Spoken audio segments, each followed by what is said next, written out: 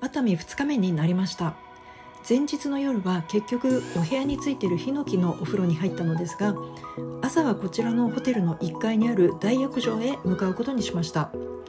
ここは時間制で個別に利用できて、アメニティグッズやタオル類も完備されているので手ぶらで行けます。温泉の成分表も掲げられていますが、効能にはよくありがちな疲労回復や肩こりなどが書かれていました。お湯の温度はしっかり高くて気持ちよく入りましたが、あまり長くはお風呂に浸かれない温度ではないかなと感じます。お風呂上がりにはミニ冷蔵庫もあったので、その中に入っているドリンクの中からコーヒー牛乳をいただいてみましたが、これがとっても美味しくて感動しました。この日は朝起きてから雨がしっかり降っていて、この離れの大浴場への行き来も歩く通路の上には屋根がありますが、その周辺は雨が落ちてきました。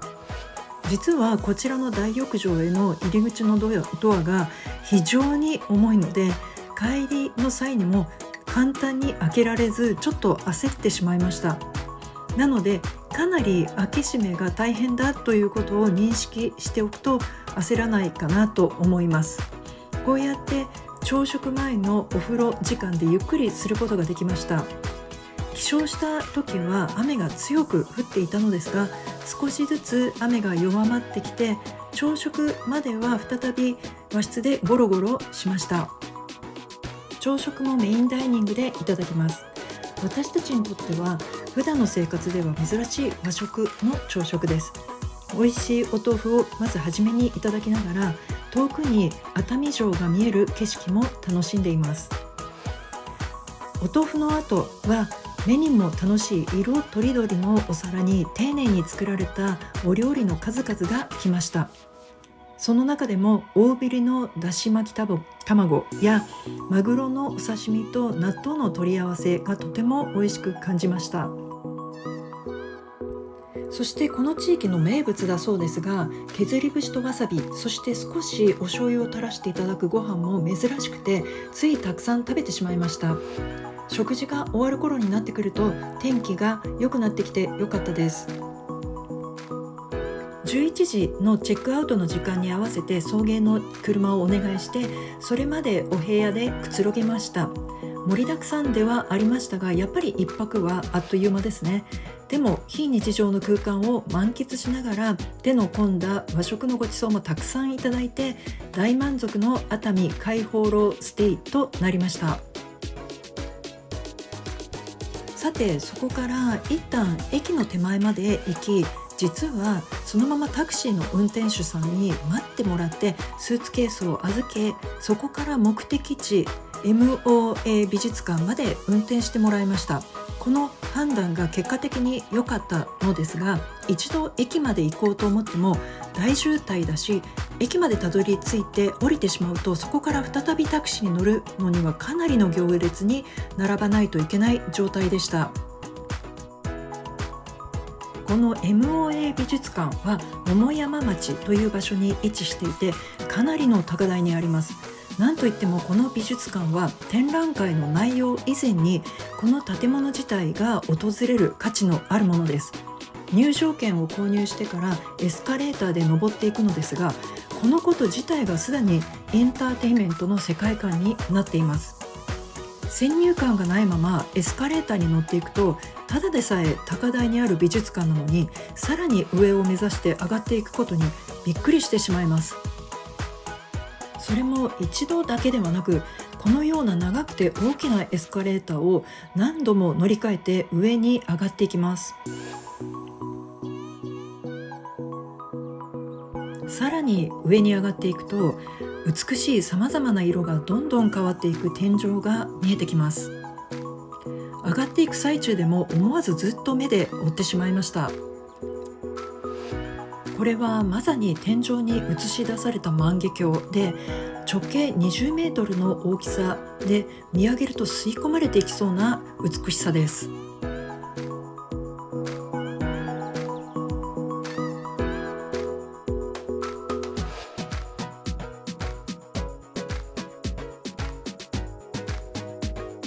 でもここが到着地点ではなくて、さらにエスカレーターで上に上がります。トータルで地上からどれぐらい上がってきたかと思うと、これはなかなかない経験ですよね。エスカレーターからようやく降りてから一旦建物の外に出てみます。さらにここでも階段を上っていくと、ようやくこの建物の上部の姿を眺めることができます。そこからさらに上に階段でも行けますが、私たちは再び建物の中から移動しました。中の通路を通ってから再び2度エスカレーターに乗って上に上がっていきます。そしてようやく展示スペースのある階に着きました。チケットを購入してからどれだけ登ってきたでしょうか。目の前に広がる景色を見ても山の高さと同じなのではないかと思うほどです。まず黄金の茶室というところに入りました。この茶室は1615年の大阪の陣で焼失してしまった豊臣秀吉が作った黄金の茶室を復元した原寸大のものです。この場所に設置されている意味は、この絢爛豪華な桃山時代の金の茶室をこの美術館を創設した岡田茂吉という人物が秀吉の桃山時代に倣ってこの地を桃山町と命名して日本文化を発信する場にしようとしたことでつながっています。一旦ロビーに出ると特注のガラス張りの壁から周辺の、景色が圧倒的に目に飛び込んできます。そして訪れたこの時開催されていたのがデジタル北斎漫画展です。個人的にも北斎はとても好きなので嬉しい企画展でした。この展覧会では北斎漫画と深く36景の実物とともに高画質のデジタルアートで映し出すという試みがされています。改めて北斎漫画15編を見ていくと、人物に対する洞察力と表現力、そしてユーモアも備わっていて、これがいわゆるアニメの原点にも通じるように感じます。その他の国宝も見ながら、後半には富岳36景と現在の実際の景色や富岳36景の構図の中で北斎漫画のどういった部分が使われているかを対比しながら見ることもできて、非常に興味深かったです。ある意味北斎漫画がデザインカタログのように北斎本人も使っていたのではないかと想像できます。例えば富士山の描き方一つとってみても、改めて見ていくと本当に斬新な工夫がされていて、現在のカメラマンのような映像効果を最大限に生かそうとしていて、かなりの高齢になってもその創作意欲が衰えなかった葛飾北斎の人間としての魅力に改めて興味が惹かれました。その次にはこの美術館の創設者の岡田茂吉さんに関する展示もされていました。この方がここに私立美術館を作ろうと思った熱意も本当にすごいなと思います。そしてミュージアムショップではいろいろなこだわり商品が売られていました。そして最後に能楽堂が設置されている部屋を訪れました。実はこの美術館は2017年に大規模改修が行われていますが、その時に建築家の隈研吾氏がその他の部分とともにこの立派な総ヒノキ造りの能舞台の設計にも携わっています。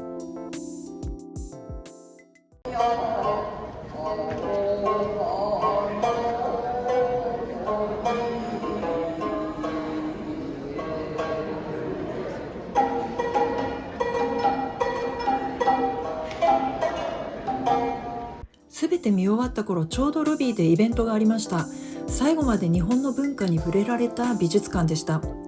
帰りがけに建物内の飲食スペースを見てみます。こういったおしゃれなカフェからさらに外に出て日本庭園を進んでいくと、その中にもお茶屋さんなどがありました。結局どこも混んでいたこともあり、その代わりに私たちはこの下の方向にある竹林のある場所を少し歩いてみることにしました。ここまで来ている方たちはあまりいなくて、とても静かな空間でした。こちらの美術館の敷地はとにかく広大な広さで驚くばかりです。ちなみにこの美術館の名前の由来は茂吉岡田アソシエーションの頭文字を取って名付けられています。この機械を使って MOA 美術館に来ることができて本当に良かったなと感じています。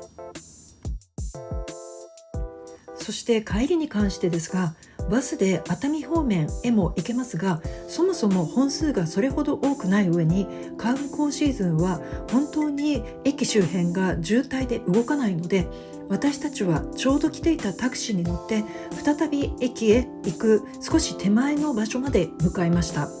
こちらのタクシー運転手さんも熱海駅まで行かない方がいいですよというアドバイスで、実際私たちは1メーター分の料金で近場まで行き、そこで降りました。タクシーもそこから再び美術館へ向かい、次のお客さんにも同じアドバイスをするのだろうなと想像します。降りた後はガード下を歩いて向こう側へ行けばすぐにそこが熱海駅なので、もし混んでいるシーズンに訪れる場合には本当にこの方法をお勧めします。まだおやつを食べていなかったので、そこから素敵なパフェ専門店を目指しました。ラグジュアリーパフェ専門店とのことです。再び見慣れた仲見世通りの商店街を進み、前日歩いた場所を再び歩きます。そしてしばらく歩くと十全十美さんに着きました。こちらは外でジェラートであれば購入することもできます。私たちは店内でパフェを注文したかったのですが、満席だったのでしばらく並んで待ちました。こちらのお店ではジェラートやスイーツなど販売されているものが店内で作られています。私は和栗のモンブランがかかっているパフェをいただくことにしましたが、モンブランを上からかける様子を見るところから本当に期待が膨らみます。そして実際に食べてみると非常に味わい深い栗のクリームで、その下にある抹茶のジェラートとも相性がとても良かったです。家族が注文したパフェも見たからに芸術作品のようで、熱海ステイの素敵な思い出のおやつタイムになりました。今回の1泊2日の熱海エリアの旅はややお天気が心配な時もありましたが、実質2日目の朝のみが本降りで、あとはなんとかお天気だったので、その点はラッキーでした。今まで勝手に想像していた熱海のイメージとはかなり違って、親しみやすい面と洗練された面、それに貴重な芸術作品にも触れられた中身の濃い2日間となりました。皆さんも何か他に熱海に関するおすすめがあればコメントで教えていただけたら嬉しいです。今回も最後までご覧いただきありがとうございました。